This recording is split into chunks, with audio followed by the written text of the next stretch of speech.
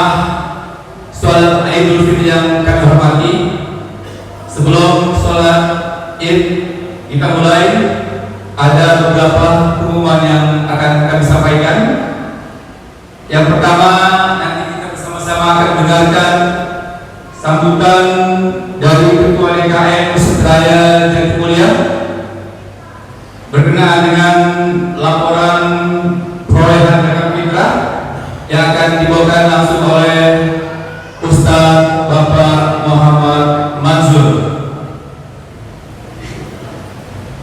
Adapun khotibah imam pada pagi hari ini yaitu oleh Al-Mukarram Kiai Haji Abdul Rahman Yusuf SAG dan Bilal Bapak Ustaz Anwar Aryono. Untuk itu pada Bapak Muhammad Haji Mansur kami persilakan. Allahu Akbar, Allahu Akbar, Allahu Akbar, walillahilhamd.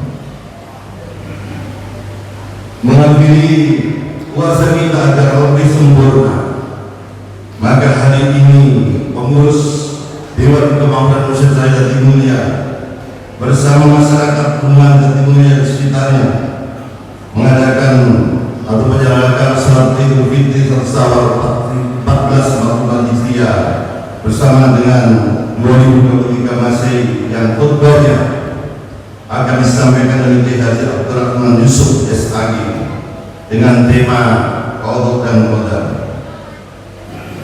Sebelum saya lanjutkan, saya sampaikan perolehan zakat fitrah Masjid Raya Jatimulya tahun 1444 Hijriah bersama 2023 Masehi. Zakat fitrah berupa beras dapatkan 1.346 liter. Zakat fitrah berupa uang 102.335 rupiah. Zakat mal 36.887.500 rupiah. Zakat fidyah 11.766.000 rupiah. Infak dan sedekah 24.552.500 rupiah. Jumlah total 175.611.000. Dan kita sampaikan juga perolehan laporan dari zakat Mushola Al-Furqan dan sebanyak 7 Perumahan Jatimulya. Zakat fitrah berupa beras 290.290 liter. Zakat fitrah berupa uang 11.620.000. Sallu sunnatan Idul Fitri rak'atain jami'atan rahimakumullah. Sallu sunnatan Idul Fitri rak'atain jami'atan rahimakumullah. As-salatu la ilaha illallah Muhammadur Rasulullah. Sallu rahimakumullah. Assalamualaikum warahmatullahi wabarakatuh. Waalaikumsalam warahmatullahi wabarakatuh. Allahu Akbar, Allahu Akbar, Allahu Akbar. Allahu Akbar kabira, walhamdulillahi katsira, wa subhanallahi bukrata wa asila. La ilaha illallah wahdah, sadaqa wa'dah, wa nasara 'abdah, wa a'azza jundahul, wa hazamal ahzabal wahdah. La ilaha illallah wallahu akbar. Allahu akbar walillahil hamd. Alhamdulillah. Alhamdulillahilladzi ja'ala hadzal yawma syarifatil mubarakah alladzi tanzilul hidayah war rahmah. Allahumma salli wa sallim wa barik ala sayyidina Muhammad wa ala ali sayyidina Muhammad. Faya ayyuhal hadirun rahimakumullah. usikum wa nafsi bitaqwallah faqad fazal muttaqun. Ittaqullaha haqqa tuqatih wa la tamutunna illa wa antum muslimun. Qala Allah Ta'ala fi kitabil karim, a'udzu billahi minasy syaithanir rajim. Bismillahirrahmanirrahim. Wa iyyam saskallahu bidurrin fala kashifa lahu illa. Wa iyyam saskallahu bidurrin, apabila Allah telah menimpakan kemudaratan, fala kashifa lahu, maka tidak ada satupun makhluk Allah yang mampu mencegahnya illa. Wa yuridka bi khairin fala radda li fadlih, dan apabila Allah memberikan karunia, maka tidak ada satupun makhluk Allah yang mampu menolaknya. Yusibu bihi may yasha'u min ibadihi, Allah memberikan kehendak terhadap siapa yang Ia kehendaki. Wallahu ghafurur rahim, dan Allah zat yang Maha Pengampun lagi Maha Pengasih. Wa qala Rasulullah sallallahu alaihi wasallam, inna ahadukum yujma'u fi buthuni ummaha arba'una yauman nutfah. Sesungguhnya kata Rasul, engkau sekalian dikumpulkan dalam perut ibumu 40 hari berupa nutfah. Thumma kadzalik, dan 40 hari kemudian Allah rubah dari nutfah menjadi mudghah. Thumma kadzalik, 40 hari kemudian berupa alaqah. Thumma arsalna alaihimul malaikah wa yuktabu arba'ah. Kemudian Allah utus malaikat ketika sebelum meniupkan ruh, maka malaikat menuliskan 4 ketentuan. Yuktabu alaihi rizquh, Allah telah tetapkan melalui malaikatnya tentang rizkinya. Wa yuktabu alaihi al-ajal, dan Allah pula telah tetapkan ajalnya, sababia ajal, di mana ajal berakhir ketika umur 120 hari sudah Allah tetapkan. Kemudian Allah pula sudah tetapkan apakah ini manusia Allah akan jadikan manusia yang bahagia atau sebaliknya di dunia, sudah pula Allah tetapkan. Dan yang keempat, sudah pula Allah tetapkan apakah kelak di yaumil qiyamah akan Allah masukkan ke dalam surga atau sebaliknya. Wallahi, kata Rasul, demi Allah yang jiwaku dalam genggamannya, ada seorang hamba yang beriman, yang amal ibadahnya seperti ahli surga, tapi jarak ia dengan surga tinggal sejengkal, tapi takdir Allah mendahulukan ia masuk neraka, maka dengan sababiah perbuatannya maka Allah masukkan ia ke dalam neraka. Dan ada makhluk Allah yang amal perbuatannya seperti perbuatan ahli neraka, bahkan jarak ia dengan neraka tinggal sejengkal, tapi takdir Allah atas dirinya Allah masukkan ia ke dalam surga. Kemudian ia bertobat dan tobatnya diterima oleh Allah, maka Allah masukkan ia ke dalam surga. Sadaqallahul azim wa ballagha rasuluhun nabiyul karim, wa nahnu dzalika minasyahidin wasyakirin walhamdulillahi rabbil alamin. Allahu akbar, Allahu akbar, Allahu akbar. Alhamdulillah, puji serta syukur kita kepada Allah Subhanahu wa taala. Allahumma salli wa sallim wa barik ala sayyidina Muhammad wa ala ali sayyidina Muhammad. Salawat teriring salam semoga senantiasa kita limpah curahkan kehadiran baginda Nabi kita Nabi Muhammad sallallahu alaihi wasallam beserta keluarga, para sahabatnya, hingga kita sebagai umatnya. Mudah-mudahan umat yang kelak di yaumil qiyamah akan mendapatkan syafaat dari baginda Rasulullah sallallahu alaihi wasallam. Amin ya rabbal alamin. Selanjutnya dalam kesempatan khutbah pada pagi yang cerah ini, khatib berwasiat khususnya bagi diri khatib pribadi dan hadirin sidang Idul Fitri Masjid Raya Jatimulya rahimakumullah. Marilah kita sama-sama meningkatkan iman dan takwa kita kepada Allah Subhanahu wa taala. Takwa dalam arti menjalankan apa yang telah diperintahkannya, sekaligus takwa menjauhi apa yang dilarangnya.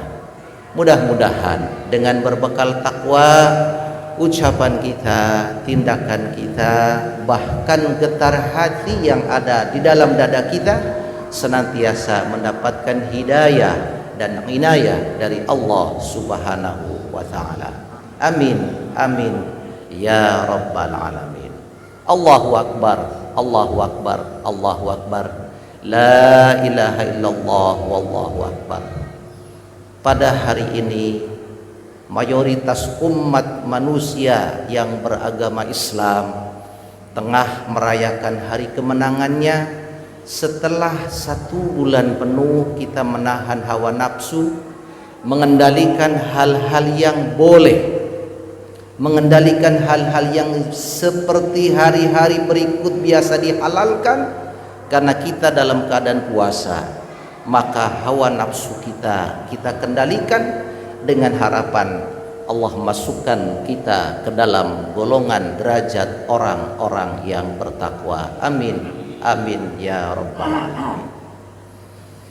Dalam kitab Durratun Nasihin diriwayatkan bahwa iblis laknatullah pada hari ini ia tengah menjerit. Lalu anak-anak buahnya bertanya, ada apa ya Tuhan? Kenapa engkau menjerit? I'lam, ketahuilah pada hari ini umat muslim seluruh dunia setelah melaksanakan ibadah saum dan melaksanakan kewajiban zakat fitrahnya, ia telah diampuni dosa-dosanya dan ia telah kembali fitrah suci seperti bayi yang baru lahir. Lalu apa tugas kami Tuhan? Kata para anak-anak buahnya, perdayakan mereka agar mereka terperdaya melakukan kemaksiatan-kemaksiatan, bermusafahah dengan syahwat, memperturutkan hawa nafsunya, sehingga ia terperdaya dan kesuciannya akan ternoda. Allahu akbar, Allahu akbar, Allahu akbar. Maka disitulah di hari yang fitrah ini kita banyak-banyak bertakbir. Allahu akbar, Allahu akbar. Kalimatut thayyibah, yang ketika kalimat itu diucap maka setan dan bala tentaranya akan hancur. Itulah makanya setiap intiqal dari setiap solat yang kita kerjakan ada disunnahkan kita bertakbir.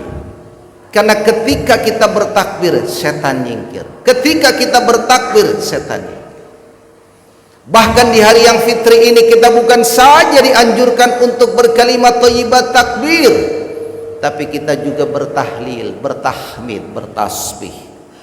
Bahkan dianjurkan pula kebiasaan-kebiasaan kita yang selalu dilaksanakan di bulan Ramadan, seperti kepedulian sosial dengan memberikan takjil sebagai wujud sedekah kita kepada sesama manusia, tetap dianjurkan pada hari ini.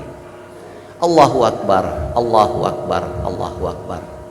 Manusia tidak terlepas dari apa yang ia perbuat. Itulah makanya sebagai umat muslim, sebagai orang yang beriman, wajib bukan hanya mempercayai Allah sebagai Rabb, bukan hanya mempercayai, meyakini bahwa Nabi Muhammad sallallahu alaihi wasallam sebagai rasulnya, tapi ada rukun iman yang disebut dengan qadha dan qadar. Masyarul muslimin wal muslimat rahimakumullah, sering kita mengistilahkan ada bahasa apes, ada bahasa mujur, ada bahasa sial dan ada bahasa hoki. Padahal kalau kita kembalikan kepada qada dan qadar, ketika Allah menjelaskan dalam satu ayatnya bahwa dikatakan ma asoba minkum wala fi anfusikum, ma asoba tidak akan menimpa fil ard apa yang ada di atas bumi, wala li anfusikum dan tidak pula atas dirimu, illa fi kitabim min qabli an nabra'aha, kecuali semua sudah tertulis sebelum kita diciptakan oleh Allah Subhanahu wa taala. Dalam ayat lain ada penjelasan berikutnya. Allah sengaja memberikan informasi kepada kita sebagai orang beriman bahwa apapun yang terjadi di atas bumi ini dan yang terjadi atas diri kita kecuali sudah tertulis dalam kitab yang disebut dengan Lauhul Mahfuz, likaila ta'sau ala ma fatakum, agar engkau tidak putus asa terhadap apa yang menimpa dirimu, wala tafrahu bima atakum, dan tidak terlalu gembira terhadap apa yang kita dapat. Seringkali ketika musibah demi musibah menimpa diri kita, kita sering mengatakan, betapa beratnya musibah yang engkau berikan kepada kami ya Allah ya Rabb. Dan itu adalah suatu kewajaran, karena manusia Allah ciptakan laqad khalaqnal insana fi kabad. Allah ciptakan manusia dalam keadaan keluh kesah. Ketika hujan terus menerus menimpa kita, lalu kita katakan hujan terus. Ketika panas terus menerus, kita mengatakan panas terus menerus. Itulah sifat manusia. Maka di situ dikatakan ketika Allah petimpakan apa yang disebut dengan kemudaratan, dan tidak ada satupun manusia yang mampu menolaknya ketika Allah berikan kemudaratan. Walaupun manusia, jin dan makhluk-makhluk lain berusaha untuk menolaknya, ketika Allah berikan suatu kemudaratan, tidak ada satupun yang mampu menoloknya illa kecuali Allah. Itu artinya, hadirin sidang rahimakumullah, harus tumbuhkan dalam keyakinan kita, jangankan takdir yang terjadi pada diri kita, bahkan jatuhnya daun dari pohonnya tidak lain sudah ada ketentuannya.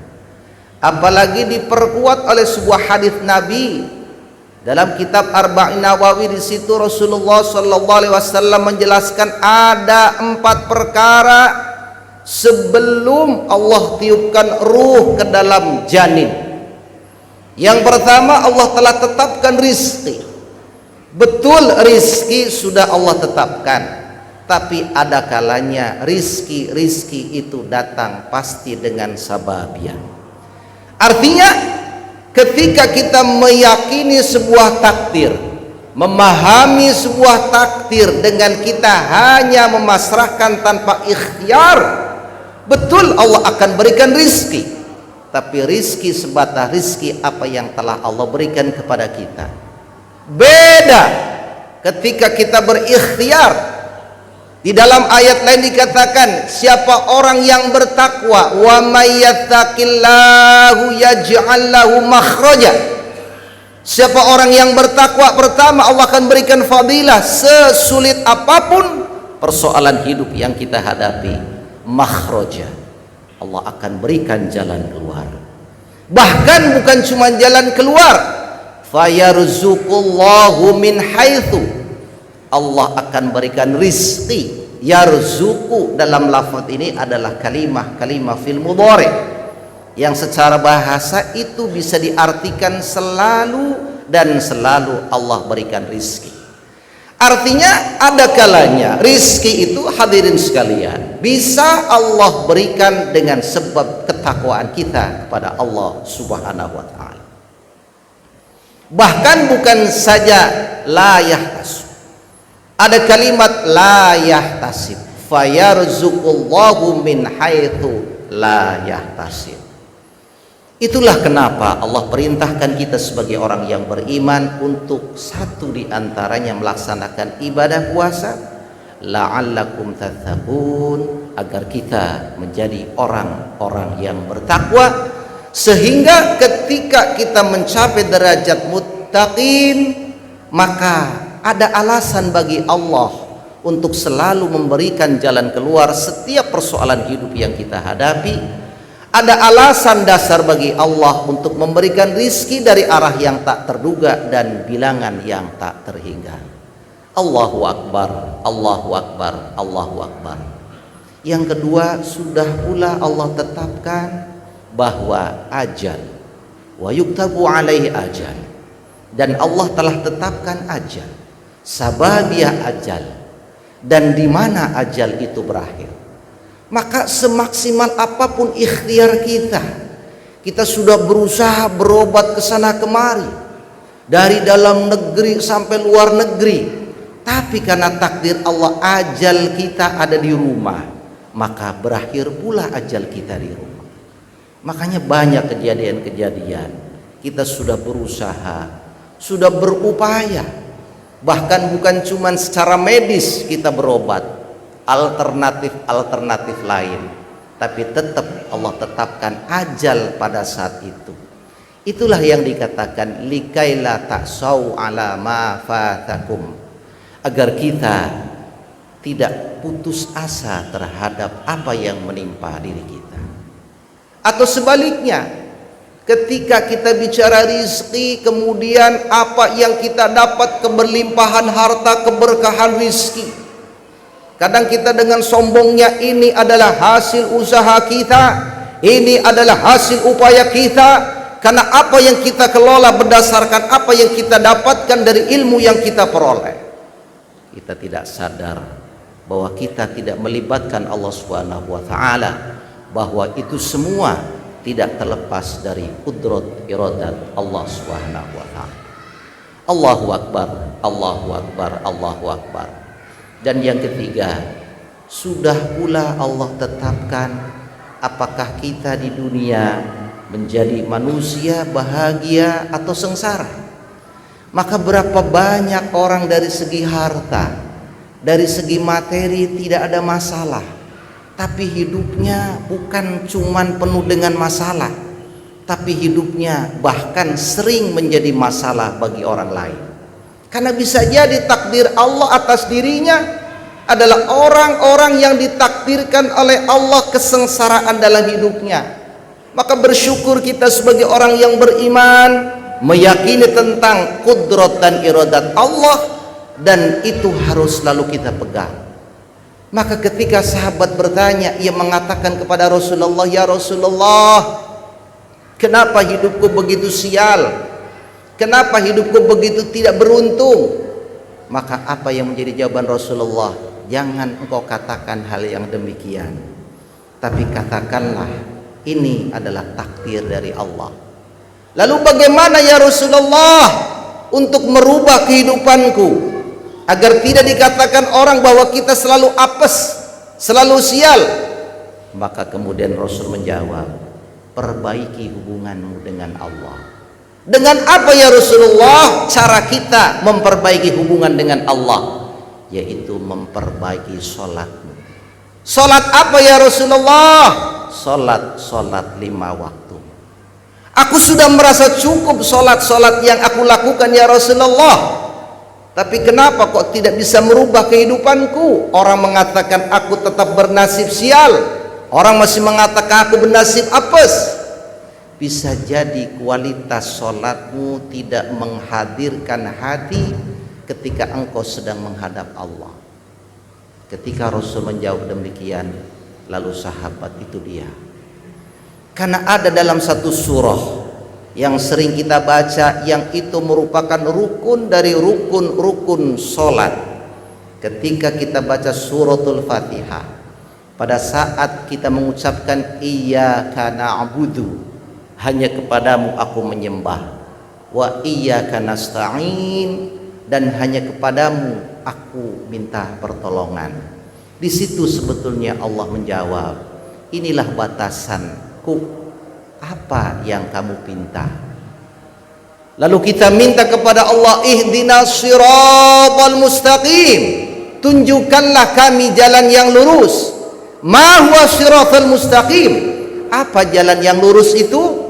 Siratal ladzina an'amta, yaitu jalan orang-orang yang selalu engkau beri nikmat. Artinya hadirin sidang rahimakumullah, bahwa pada saat kita mengucapkan ihdinas siratal mustaqim, di situ sebetulnya Allah menjawab, apa yang kamu pinta? Kalau kita minta sehari semalam, kalau dalam rokaat demi rokaat, solat fardu ada 17 rokaat, itu berarti 17 kali kita minta kepada Allah, siratal ladzina an'amta alaihim, tunjukkanlah kami jalan yang lurus, yaitu jalan orang-orang yang selalu engkau beri nikmat. Artinya dengan kita baca suratul Fatihah, ya Allah ya Rabb, jadikanlah kami golongan orang-orang yang selalu engkau beri nikmat. Tapi apa yang terjadi? Salat kita tidak merubah kehidupan kita.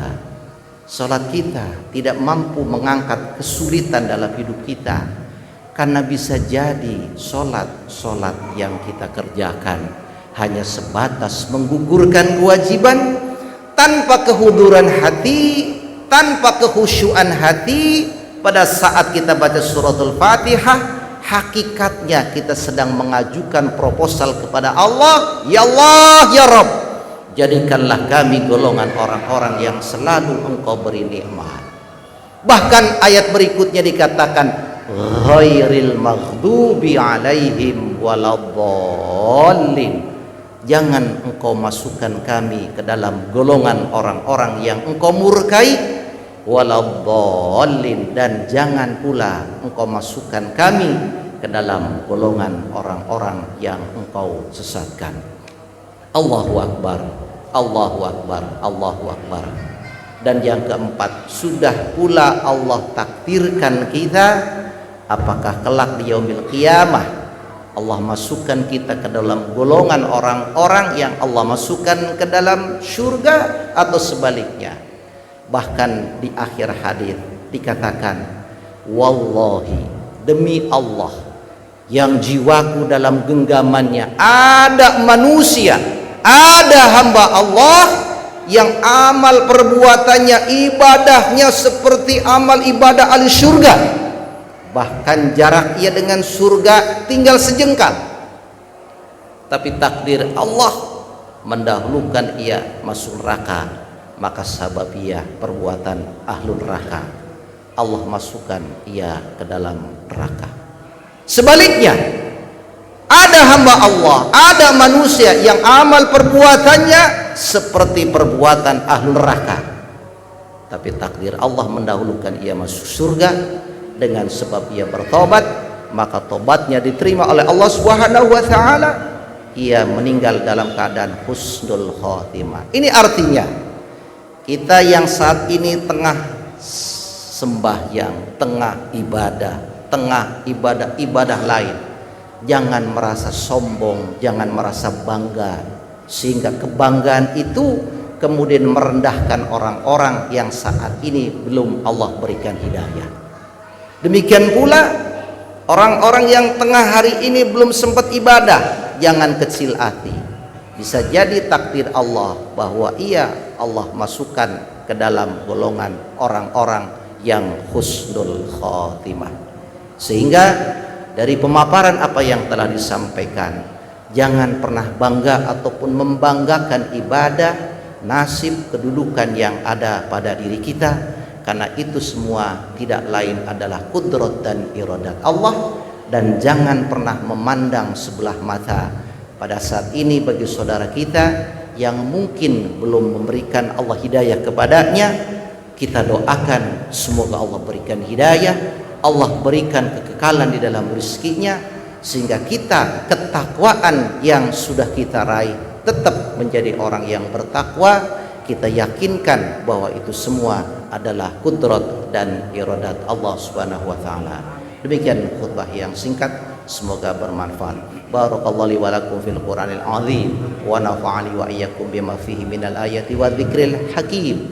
Aqulu qawli hadza wastaghfiru innahu huwal ghafurur rahim. Allahumma salli wa sallim ala sayyidina Muhammadin wa ala ali sayyidina Muhammad.